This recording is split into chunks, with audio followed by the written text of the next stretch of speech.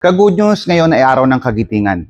Araw ito ng pag-alala sa tapang ng ating mga bayani, mga taong lumaban, nagtiis at nag-alay ng buhay para sa bayan. At habang inaalala natin ang kanilang kagitingan, may tanong para sa atin ngayong mga Kristiyano.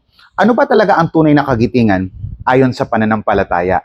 Una, ang tunay na kagitingan ay hindi lang pisikal, kundi spiritual. Oo, mahalaga ang tapang sa laban, pero may mas malalim na laban.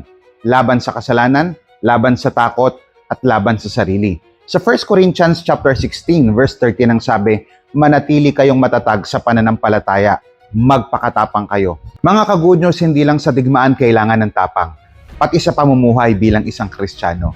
Pangalawa, ang tunay na kagitingan ay pagsunod sa Diyos kahit mahirap. Ka-good news, hindi laging madaling sumunod kay Lord. Minsan, kinakailangan mong tumayo para sa tama, kahit ikaw lang ang naiiba, kahit may kapalit. Sa Joshua chapter 1, verse 9 ang sabi, magpakatapang at magpakatibay ka, sapagkat ang Panginoon ay sumasa iyo. Ang tunay na tapang, hindi yung walang takot, kundi yung sumusunod kahit may takot. Pangatlo, ang pinakamataas na kagitingan ay ipinakita ni Kristo.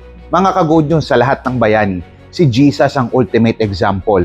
Sa John chapter 15 verse 13 ang sabi, walang hihigit pa sa pag-ibig na ito, naialay ang buhay. Si Kristo hindi lang lumaban, siya ay nag-alay ng kanyang buhay para bayaran ang ating kasalanan.